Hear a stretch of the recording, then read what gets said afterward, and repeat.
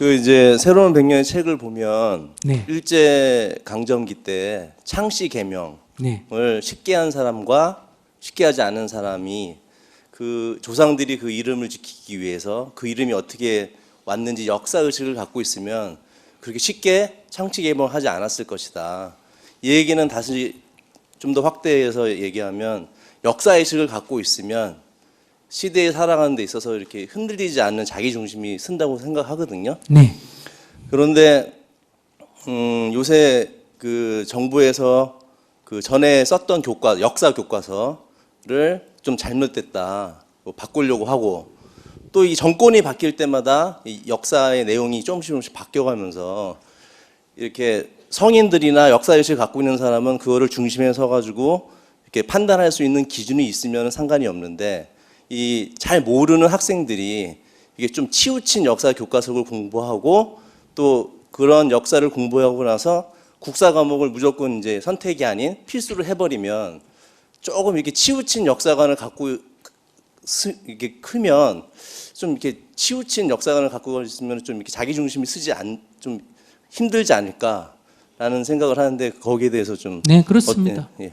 네, 역사 지금 우리가 현재 교과서의 논쟁은 과거사가 아니고 뭡니까? 현대사입니다. 예. 현대사는 지금 현재의 권력을 쥐고 있는 사람들이 이해관계하고 밀접한 관계가 있습니다. 남북한이 이렇게 역사관이 서로 다른 거는 북한은 북한의 현 체제를 가장 정통이라고 인정할 수 있는 역사 체계를 잡아놨고, 남한은 남한이 이 민족사의 정통을 계승한 국가다 하도록 이 역사관을 정립을 한다는 거예요. 그런데 북한은 현재 유일적인 사상 체계로 잡으니까 누가 반대가 없는데, 남한 안에는 이 문제에 대해서 찬반이 있죠. 그래서 지금 민주화가 이루어지면 과거의 독재 유산을 어때요? 역사의 정통성에서 벗어나는 걸로 비판을 하고 역사를 기록하게 되고, 다시 보수 정권이 권력을 잡으니까 자기들의 그 원뿌리를 부정하는 듯이 하니까 기분이 나쁘지 않습니까? 그죠? 그러니까 또 이거를 다시 대한민국의 정통성이라는 또 다른 이름을 내걸고 이걸 또 수정을 하려고 그러고, 일본도 자기 국민에게 일본이 과거에 2차 대전 때 잘못했다는 얘기만 하니까 국민의 자긍심이 떨어진다 해서 뭐 우리가 뭐 잘못했노? 전쟁이 졌을 뿐이지. 이런 식으로 역사를 지금 재정립하는, 그래서 교과서를 전부 바꾸지 않습니까? 이것이 현재 일어나고 있는 세력의 싸움이 과거 역사를 갖고 일어나는 문제예요. 그래서 이거는 어쩔 수 없는데, 이 문제를 국민 통합적 차원에서 얘기한다면 이런 다양한 견해를 가진 사람들이 역사편찬위원회를 구성해가지고 이게 공동으로 서로 합의 본거를 만들어야 되고, 쟁점의 차이가 많이 난다면 쟁점의 차이를 별도로 기술한다든지, 안 그러면 쟁점이 되는 거는 기술에서 뺀다든지, 그리고 그건 선생님에게만 줘가지고 선생님이 그때그때 자기 필요에 의해서 쓸 수 있도록 참고 자료를 준다든지, 이런 게 필요하죠. 지금 한중일, 그러니까 중국하고 일본하고 한국이 이 동아시아의 역사를 다 자국 중심으로 기록을 해서 동아시아의 젊은이들이 이렇게 함께 하기가 굉장히 어렵다. 상대를 다 나쁘게만 기록하니까. 그래서 동아시아에 양식 있는 사람들이 모여서 공동교과서, 동아시아 역사에 대한 공동교과서를 만들자. 지금 이런 것도 하고 있거든요.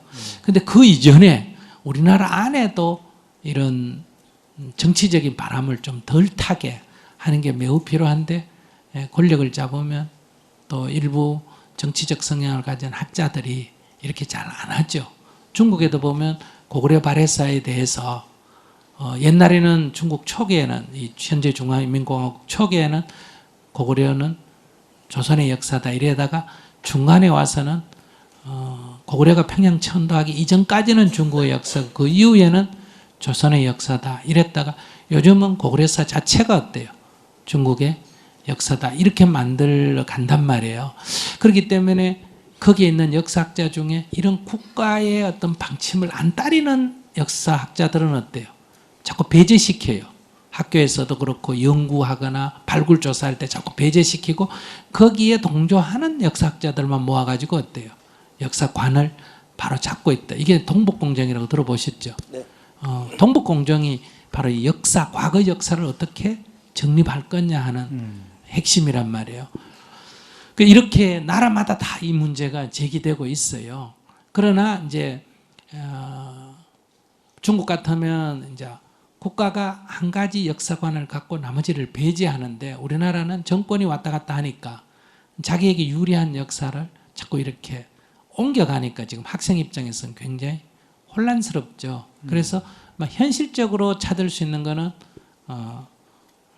일종의 막 10여 명, 20여 명으로 구성된 좀 너무 양쪽에 극단적으로 치우친 사람은 빼고 좀 중립적인 데서 이쪽 저쪽 견해가 다른 사람들이 모여서 합의하는 교과서를 만들고 차이를 별도로 기술한다. 제가 볼 때는 이게 제일 좋을 것 같습니다. 그럼에도 불구하고 역사 왜곡이 일어나는 것은 고대사에 대해서는 현재의 소위 대학 교수라든지 하는 이 부분에 있는 학자들은 다 우리 고대사에 대해서 뿌리에 대해서 부정적이에요. 그러니까 BC 4, 5세기경 고조선 후기부터 역사로 기술화, 그전은 다 설화로 취급하거든요. 그러니까 이거는 합의를 해도 역사적 왜곡이 있다는 거예요. 그러면 이 문제는 국가가 더 많은 자료들을 가지고 이 고대사, 민족의 뿌리에 해당되는 고대사 연구기관을 만들어서 그렇다고 무조건 우리 역사가 만년됐다 이렇게 할 게 아니라 많은 이런 발굴된 것과 사료들을 검토해서 역사를 어느 정도 정립해 줘야 된다. 그래서 역사는 굉장히 중요합니다. 우리는 말을 중요시하는데 말보다 역사가 더 중요합니다. 여러분들 이스라엘 사람들은 유대인들은 전 세계 흩어져 사는 거 아시죠? 네. 그러면 그 사람들은 다 이스라엘 말 할 줄 알까요? 아닙니다. 러시아 사는 사람은 러시아 말밖에 안 하고 미국에 사는 영어밖에 할 줄 모릅니다. 그런데 그들은 어릴 때부터 집에서 유대의 신앙, 유대의 역사를 공부합니다. 즉 말은 몰라도 역사는 공부하는 거예요. 그래서 그 사람들은 전 세계 어디에 가서 살아도 유대인의 정체성을 갖고 있다. 이렇게 말할 수 있죠. 그런데 우리 중국에 있는 200만 조선족 동포는 말과 글은 가지고 있습니다. 그런데 조선사는 안 가르칩니다. 중국 역사가 국사예요. 그리고 조선사를 별도로 안 가르칩니다. 그러니까 중국의 소수민족이에요. 중국의 56개 소수민족 가운데 하나지 자기 역사가 없는 거예요. 그러니까 역사가 언어보다 말보다 더 중요하다. 그런데 지금 우리는 지금 학교에서 가르치는 이런 논쟁보다 더 근본적으로는 우리 역사의 뿌리에 대한 과거 상고사에 대한 이 역사의 뿌리 부분에 대한 정립이 제대로 안 돼 있다. 그래서 우리는 무의식 세계에서 다 우린 약소민족이고 우리 민족성은 은근과 끈기고 이런 굉장히 일종의 패배주의적인 이런 역사관이 지금 자리 잡고 있다. 그것마저도 지금 안 가르치려고 하고 있잖아요. 이런 것은 저는 우리 민족의 정체성을 확립하는데 굉장한 취약점이 아닌가. 그런 문제에서 역사 문제는 좀 새롭게 정립될 필요가 있지 않나 생각합니다. 네. 좋은 답변 감사합니다. 네네. 감사합니다.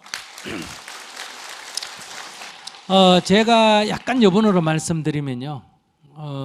지금 이제 현대사 부분에 대해서 한국 안에 좌우 사이의 견해 차이가 있는데 독립운동사에 대한 역사는 남북 간의 견해 차이가 굉장히 많습니다. 왜 그러냐 하면 소위 일제시대 때 약간 사회주의적인 그런 이념을 갖고 독립투쟁을 한 사람들을 다 기록을 하면 대한민국의 정체성에 문제가 있기 때문에 대한민국에서는 그걸 다 빼버렸어요. 반대로 북한에서는 이 민족주의적인 그런 입장에서 독립운동한 걸 넘어 그 북한 정부의 정체성이 어때요? 모순이 되니까 빼버렸는데 북한은 거기서 한 발 떠가서 나중에 김일성 유일 체제가 되면서는 김일성 부대를 중심으로 하는 독립운동 빼고는 사회주의 계열이라도 또 어때요? 빼버렸어요. 그러니까 현실 정치를 반영해서 과거의 역사를 이렇게 정리한 거예요. 그래서 여러분들이 독립운동 기념관에 한번 가보세요. 거기 기록에 사회주의적 계열에서 활동한 그 역사적 기록은 한 면밖에 없습니다. 그러면 현실은 어떠냐? 오히려 역사에 더 많은 다수가 사회주의 계열에서 독립운동을 했어요. 더 많은 게. 그러니까 이런 걸 다 빼버리니까 우리가 독립운동사를 배울 때 한 게 별로 없어요. 그래서 우리가 우리 힘으로 독립했다는 것은 없고, 물론 우리 힘으로만 한 건 아니지만은 그냥 외세에 의해서 독립이 주어진 걸로 이렇게 생각하는 굉장히 그 취약점이 있단 말이에요. 그래서 이걸 내가 극복을 해보려고 아까 94년도 그때 제가 시도한 거는 북경에서 한번 해보자. 남한도 아니고 북한도 아니고 제3자인 북경에서, 그때 북경대학교에 아주 조선족 출신 유명한 학자가 있었습니다. 그 학자에게 부탁을 해가지고 그러니까 남북한을 떠나서 우리가 제3국에서 객관적인 독립운동사 정도, 현대사는 지금 도저히 손도 못 대고 독립운동사를 정립해보자 했는데 그것도 결과적으로는 할 수가 없었습니다. 왜냐하면 그 독립운동사가 현대의 남북의 체제하고 굉장히 밀접한 관계가 있기 때문에 이것도 다시 또 논쟁이 되는 거예요. 예를 들면 북한의 김일성 주석이 독립운동을 했다 하면 남한에서는 난리예요. 그거는 가짜라 이렇게 돼 있는데, 반대로 북한의 김일성 독립운동 한 게 여러 했다 하면 북한에서도 또 난리 나요. 왜? 모든 독립운동을 다 누가 했는데? 김일성 주석이 했는데 요만큼밖에 안 했다 이러면 이제 북한에서 난리 나고, 남한에서는 했다 하면 난리 나는 거예요. 그러니까 이게 손대기가 굉장히 어려워요. 그래서 제가 중국에서 조선족을 위해서 독립운동사 책 출판할 때 결국은 사회주의가 우리나라에 들어와서 독립운동에 영향을 끼치기 이전인 1920년대 중반까지, 즉 청산리 전투, 봉오동 전투까지만 기록을 하지 그 뒤에 가면 심각한 논쟁이 되는 거예요.